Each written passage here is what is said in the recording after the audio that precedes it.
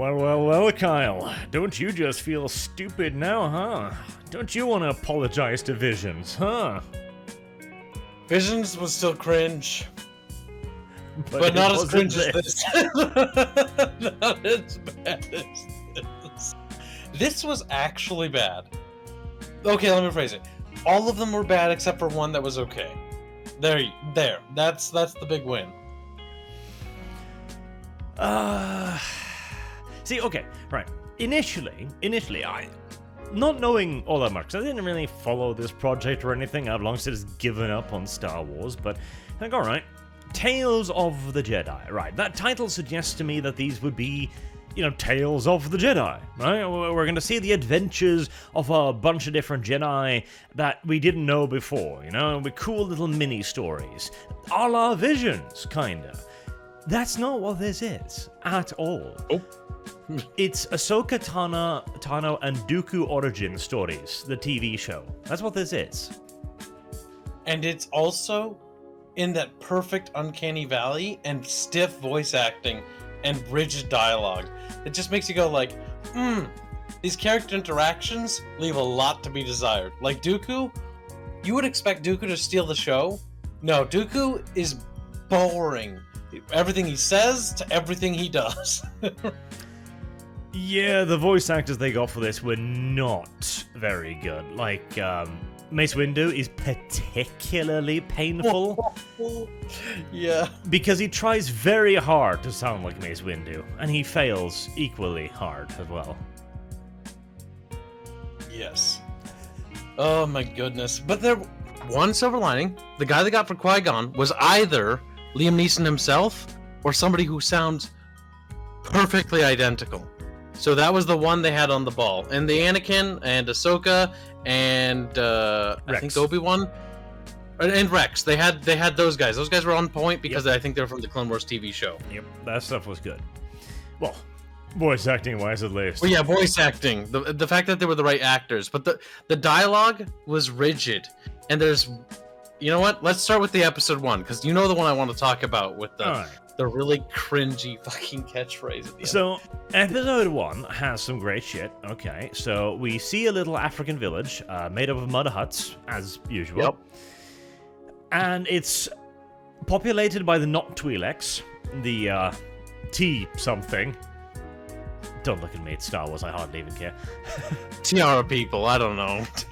And they live in mud huts, despite having blaster rifles, robots, antennas on their houses, as if they're like getting communications equipment. They've got automated like hydraulic doors built into the walls of their mud huts.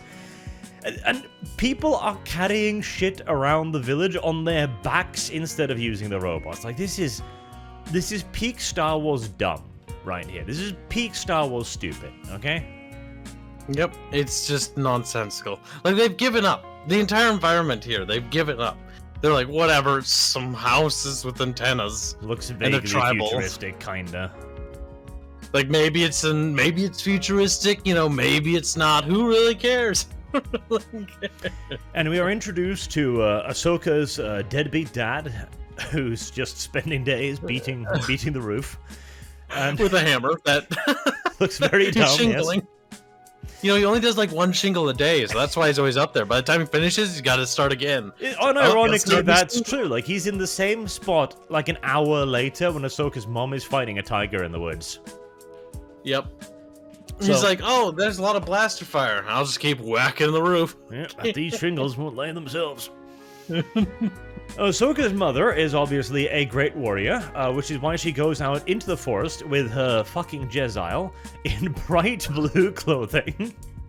Because, she's a hunter. Let us not forget that she brings her fucking baby along. Thank you, Kyle. Like, I'm even looking at the thing right now, and I'm like, I'm subconsciously trying to remove that fact from my mind.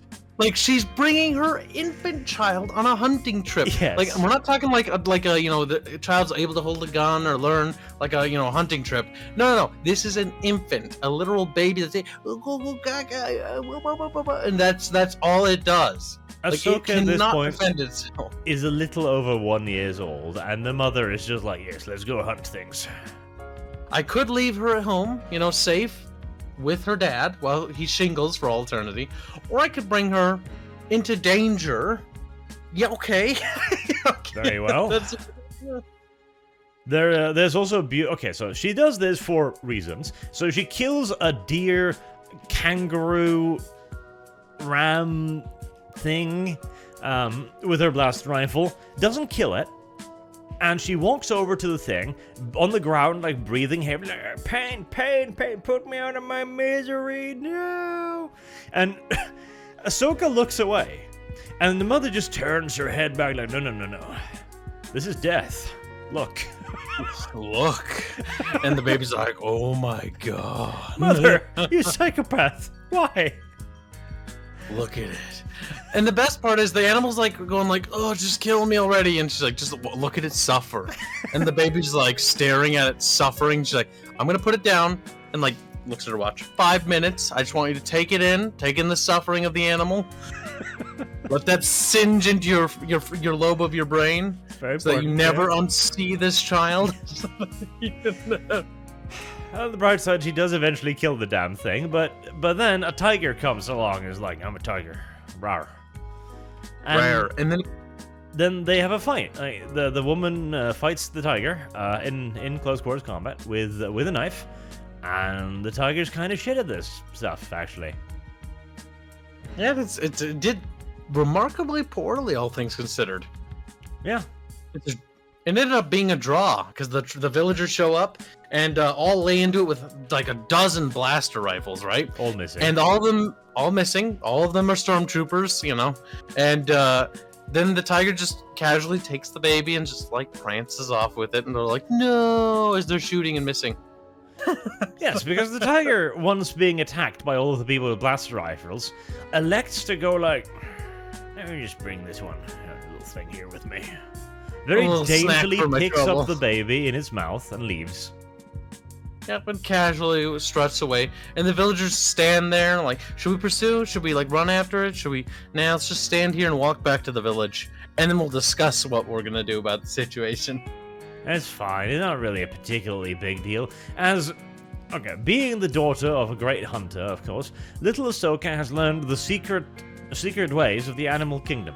And so the cat tries to eat her, but she boops the snoot, and this stops the cat.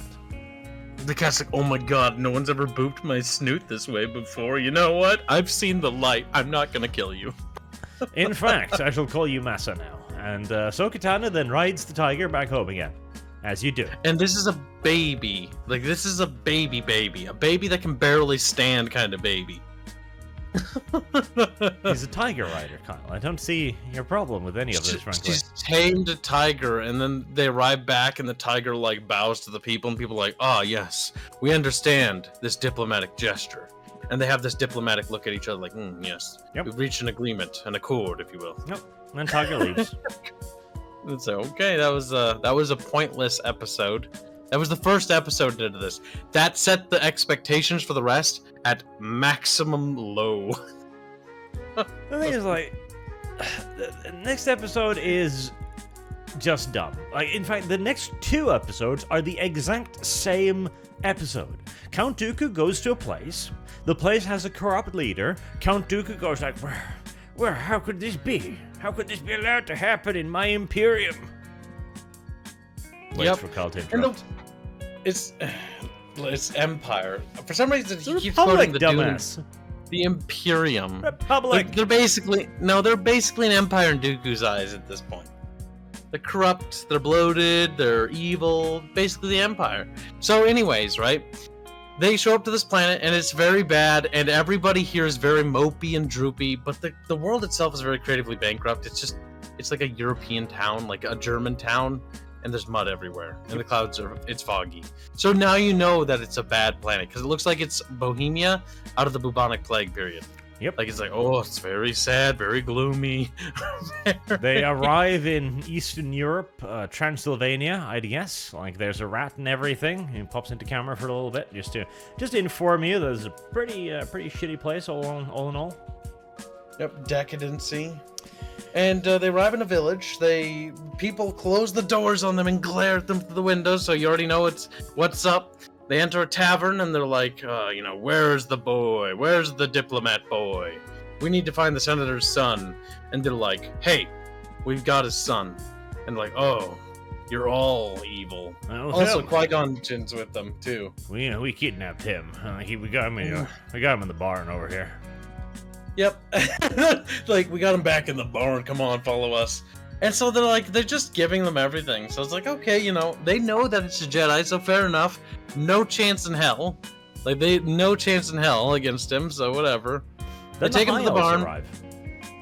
Now we're skipping. We take him to the barn. The little boy's there. We are skipping because it's pointless. The next episode's the exact same fucking thing. It is, but we need to stress it. No, the boy's there. elves.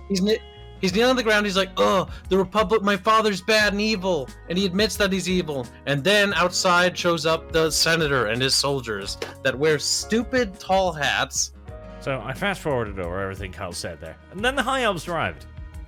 Oh my God! Literally, let's go through the story. He said, "Let's do the story." Skips the entire plot point where they're setting up the bad guy.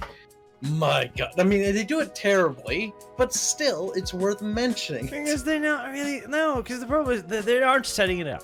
Like, the guy comes there, and he's like, oh my God, Eastern Europe's really shit. And then he sits in his car, and he's a bit mopey about it.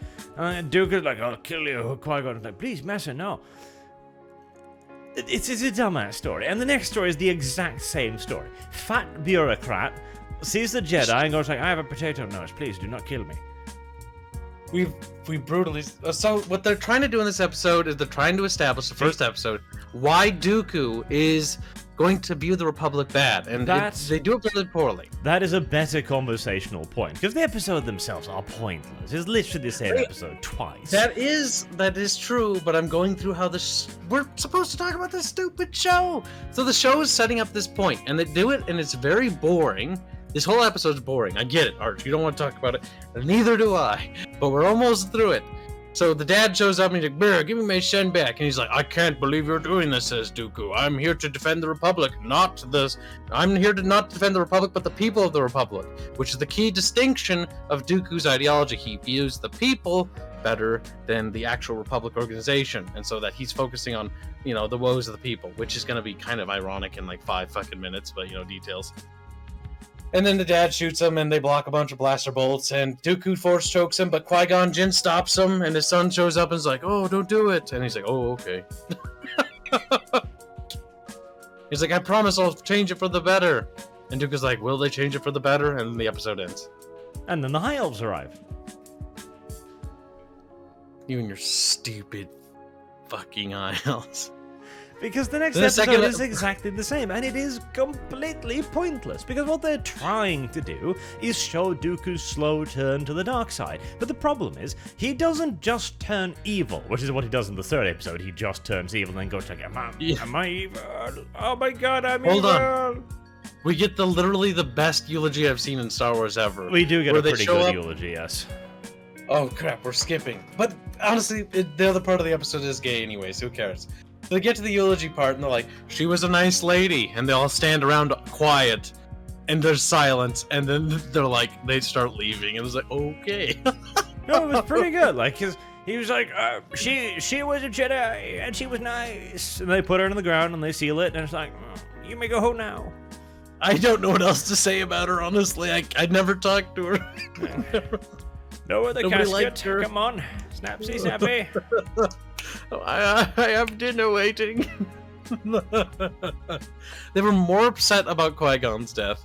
And Qui-Gon's death was a little bit of it had a little bit of that motif. But the problem is the flat voice acting here. Like, Mace and Dooku show up in this episode, and they try to have this relationship with each other. It's like, oh cool, we're gonna see how Mace and Dooku interact when Dooku's a Jedi. No, we're not. And then we don't see that. Kyle. Well, no. Kyle. I'm not lying. That's what the episode sets up.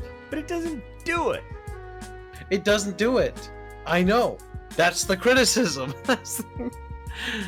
None of this actually is executed well. In fact, all the Dooku episodes, spoiler alert, are fucking awful.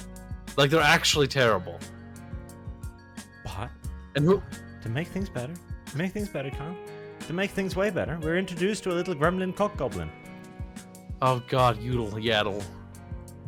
Yaddle. No! Which is No, why this they is made why us you wanna realize. Because No, you're gonna steal my line! Perfectly You're normally. stealing my joke! You're stealing mine! This is mine! I came up with this!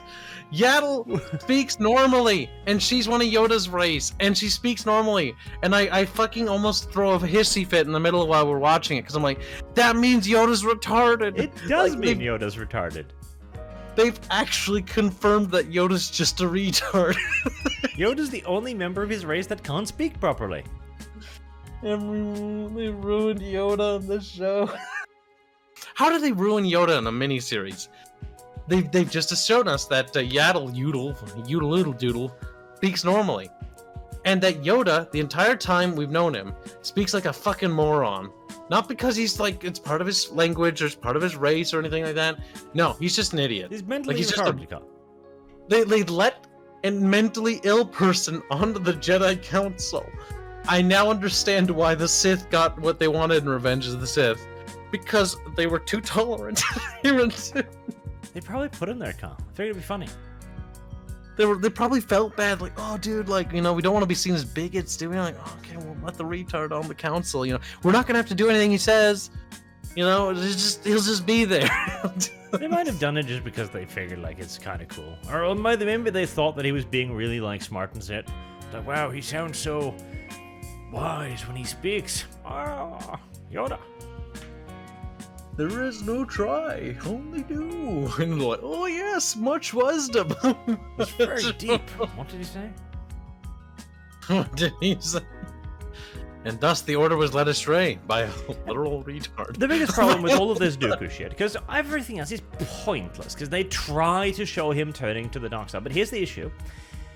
The writers for this don't understand ideology. They don't understand value structures. They don't understand how somebody might do something ill for a greater good. And so they just turn him evil, where he is eventually confronted with not retarded Yoda. And not retarded Yoda is like, whatever evil you've done, it can all be fine now if you just kill these idiots. And the problem is, Dooku shouldn't view what he's done as evil. He should view any sacrifice made here as for the greater good. Like, he is fighting for a better tomorrow. He is an ideologue, or ideologue, as the fucking TV show says. Oh god, no! He actually says that. He's like, "What is your ideology?" Yes, and I'm just there like, is actually a please. scene. So, what is your Dooku, ideology? no. Stop! My fucking organs are turning off. The thing, like, Dooku didn't turn evil because the script said, you evil now. No, that's what the two previous episodes were trying to set up and completely failed to do. Yep. He's even sad when he kills the little green cock gremlin. He's like, I'll give you peace now, Slash. I'll give you so peace dies now. a pointless side character. It's okay. She was in Phantom Menace in a background, if I remember right. She was a puppet once. But now we know that Yaddle Yoodle Doodle has confirmed that Yoda's just a retard. That is the only takeaway from that episode. And the worst part is, I looked this up, and everybody's losing their shit over that. They're like, oh, this is hilarious. That just means Yoda's a retard. Like, nobody cares anymore. Everybody's just like, dumb. No, canonically confirmed, Yoda is just a retard. And to be fair, looking at him in this show, he looks like a fucking retard. Like, he is in one scene where Ahsoka is doing some training stuff, and he looks so fucking dumb. They use like an old character model from like the original like Clone Wars movies or whatever, because a lot of this is recycled assets and some of this is new, but most of this is recycled, and it just looks out of place. It's like imagine you're playing a PS3 game and there's like a PlayStation 1 character in there. You're just like, ooh, that doesn't quite fit. There's one scene in particular that I fucking love, because Ahsoka is leaving the room after doing some dumbass training shit, and Yoda gives her this proper perverted old man eye. And it looks creepy. He looks like a weird dog alien animal thing that's staring, and then Qui-Gon is crossing his shoulders and looking down at him as Yoda looks up at him, and it looks genuinely like he just caught Yoda peeping or something. He's like, dude. He's like, dude, seriously. Like, Qui-Gon knows. See, now that we've established it, that scene makes sense. Like, he's literally a retard. So he's eyeing up a girl, right? And Qui-Gon's like, oh, Yoda, you sly little special snowflake. Like, Yoda, what the fuck? She's like 12. He's retarded. He doesn't know any better. He doesn't. Oh, no. Yoda trained Luke. Like, that's the worst part. Like, like when he was crawling on his back, like, it wasn't actually Jedi training. He's just a retard. He's just a retard. Oh, no. Oh, grass on the field there is. Oh, Yoda. Play ball. It's so fucking dumb. Oh, like his model is awful. Oh, Christ in heaven. But okay, the Ahsoka episode, like episode 5, is actually the only good one because it builds up a thing. So how the fuck did Ahsoka survive when all of the other way more experienced Jedi's got fucking butchered, right? And this shows that because Anakin's like, Ahsoka, you know, I like you a lot. And there was supposed to be a romance between us, but you know, you're 12. And so he has his clone troopers take turns gangbanging her in an empty hangar for fucking hours. Literally. Now they're using stun. They're using stun mode on their little blasters to stun her. Is that what I'm gonna add that because Arch isn't gonna clarify him because he's a potato. It's way funnier. He's just like Yoda. Like, I look at Arch like we look at Yoda now. I'm like, oh, he's doing it again. Because they stun her like once and she's down for an hour. Like, she's knocked out cold for an hour after one hit. And the next training session, they fucking shoot her 3 times. Like, she's going down and 2 more of the clone troopers decide to put around in her. Just like, down you go. I really think that whoever made this, Kyle, might have some really, really fucking dark fantasies. Well, you know, it was Dave Filoni, the savior of Star Wars, who made these.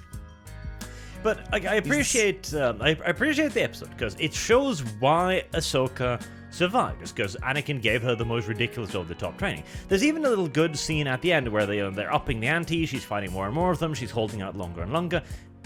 It's building up the reason why. And there's an excellent scene at the end where she walks out into a hangar filled with clone troopers, and then the door just closes like thump. Like, that was a good fucking scene. Well, you gotta give a little bit more context. That's the scene in where after Order 66 has been initiated, so no longer is it training. Now they're all the enemy because they're all going to try to kill her. Well, duh, Kyle. What ain't you? Well, duh. Can retard? You're just skipping over stuff. Like, I think you and Yoda have something in common. But Yoda's not seen now, Kyle. What's wrong? Only do. It's because this doesn't matter. Like, that was the one good part of this show that had some weight, some point to it. Even the next episode, like, okay, so Ahsoka then goes like, well, I mean, I'm a bit tired now, so I'm just gonna not fight this, okay? I know I literally trained for this very scenario for like dozens of years, and I was getting banged in an enormous empty hangar for hours on end, but I'm tired. Those blasters hurt, okay? Be a farmer. It's like, okay. They just recycled Obi-Wan, by the way.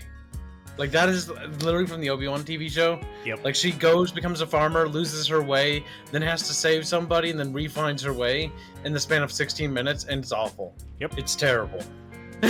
Just like Obi-Wan. It's goddamn dumb, because she saves a little girl from some hayballs, because the hayballs would have crushed her pathetic female form, of course, that's what hayballs do. And they form a bond that will last for 5 minutes. I don't know. About so. Alright, so. But, you see, the woman has a brother, and like all males, he's evil and conniving, and has incredibly good hearing, and manages to hear his sister outing Ahsoka as a Jedi from like 60 meters away. And so he reports her to the Inquisition, which of course shows up. There's just an Inquisitor nearby. You know, he knows how to get him. You know, they've got a phone number, I suppose. Yep, he shows up. Oh god, I hate the Inquisitor so much, by the way. Their stupid little fucking helicopter lightsabers make me cringe. But, yeah, that was awful. And he's like, I'm evil, and I burned the entire village and killed everyone in it. Yeah. Even though you told me that she was away, and I'm not very intelligent. See, that's the best part. Like, the dude literally rang him up and like, so, there's a Jedi. She just left for town, but she'll be back soon. And the dude goes like, well... He's incredibly the entire stupid. town, one hut at a time.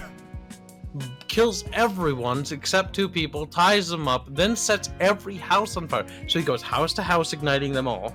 And I'm sure they're like, dude, like, this is cringe. Like, what are you doing? He's like, listen, when it's nighttime, it'll look cool. It'll look when she great. shows up. Trust me. As he sets fire to another house.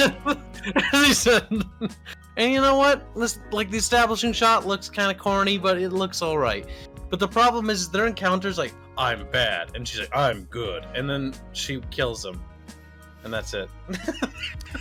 Yeah, he looks scary, but he dies like a bitch. It takes about 5 seconds, and she does it with his own weapon, just as a bit of an extra, like F you.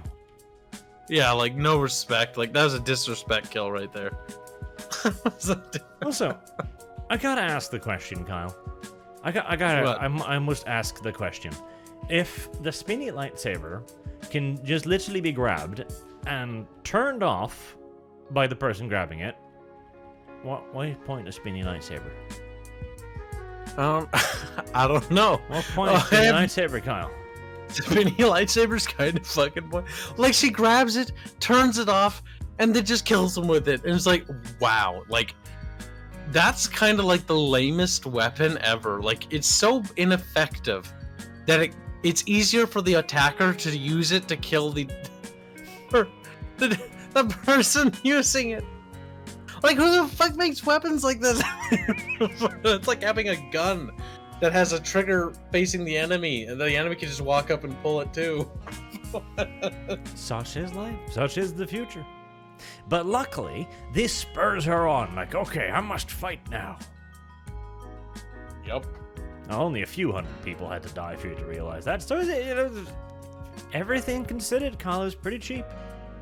Yet again, it's just like Obi-Wan, like where villages of people have to be massacred for Obi-Wan to be like, okay, I guess I'll like do my job, I guess. It's like, oh, you guess you'll do your job. Even though at the end of Revenge of the Sith, you were like, I'm ready and committed. And in the beginning of the show, he's like, I'm ready to die and kill myself. Yeah, like, but all right.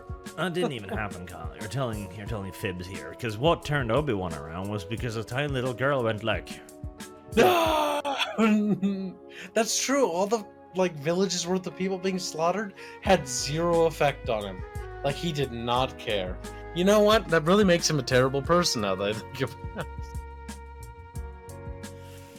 Damn, these people are fucked up. You know, maybe the Jedi are bad. I cannot believe you would say that. I don't know. The show is definitely has a good argument against it, even with the Dooku stuff. That was poorly executed. Jedi are basically evil. I guess that's what Disney wants. This is the thing, right? Visions, for all of their absolute non-Star Wars-ness, and some of them were really hardcore non-Star Wars, like the little fucking robot, for example, who was talking to Bubbles. It was a experiment. Like they went to a bunch of animation studios and basically said, make something kick-ass. And they did, or at least they tried to make something kick-ass and random and vaguely placed in something akin to a Star Wars in kind of sort of pseudo universe. And that had charm for what it was. A series of cool visual experiments and some even decent plot lines. Like I actually kind of liked the one with the little girl who was like a lightsaber smith and shit. And I like the one where there was the 2 Jedi who found the Sith with the 2 little lightsaber katana things. That one wasn't bad either.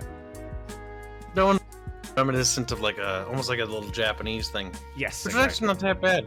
The first episode too, with the retarded fucking umbrella lightsaber was very stupid, but it was also very clearly an homage to that Japanese style of Ronin's kind of action stuff. So it's a pass. Yeah, okay.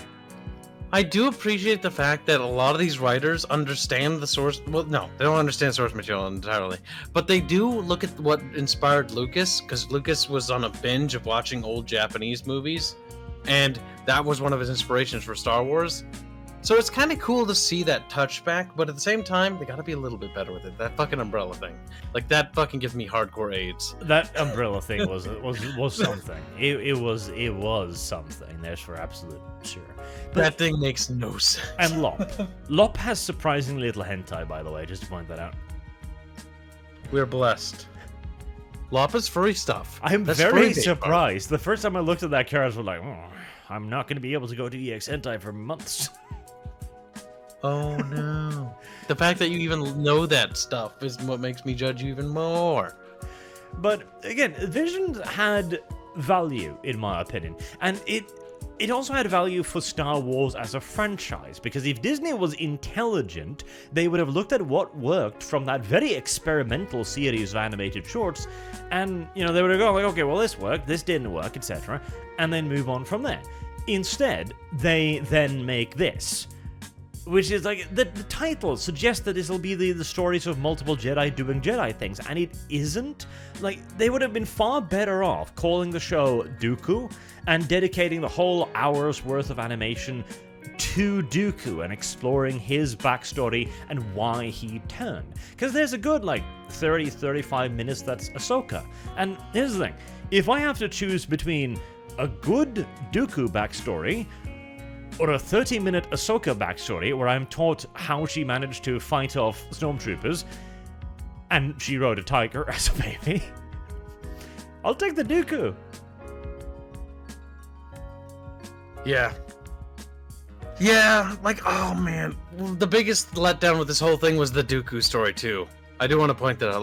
Dooku, and exploring Dooku's story and his turn to the dark side would be really cool. Not in this show though. Not in these shorts. Needs better pacing. Yes. And it just, because there's not enough of anything, it comes off as just kind of bad. Because they don't have enough time to make sense of anything that's going on.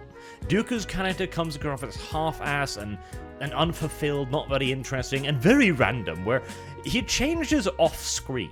And the entire point of 2 episodes of 20 minutes worth of animation was to explain why he would turn, and then they just turn him off-screen.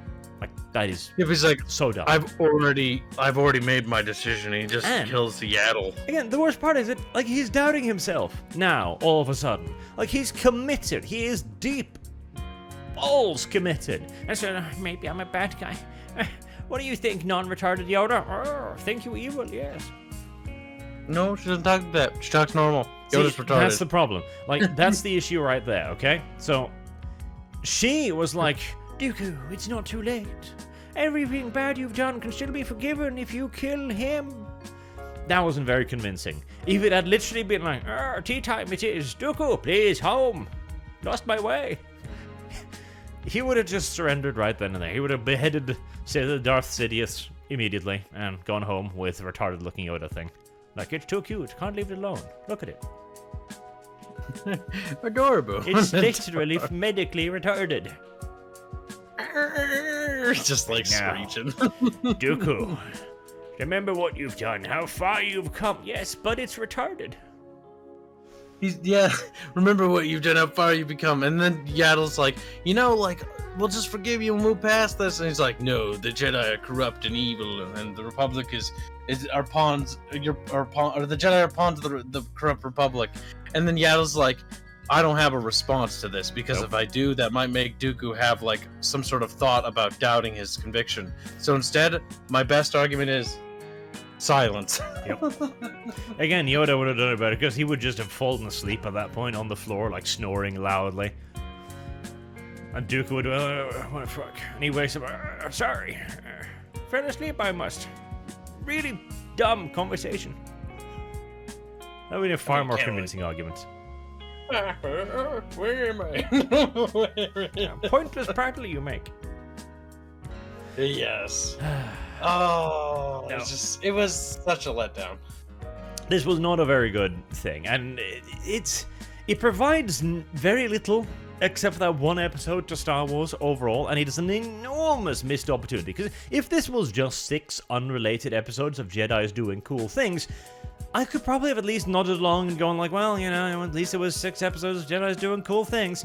Instead, it is actually trying to build up the character of Count Dooku, and then just kinda, you know, moving on, you know, looking over its shoulder, like, damn shame we didn't actually finish that. It really did feel like they were disinterested.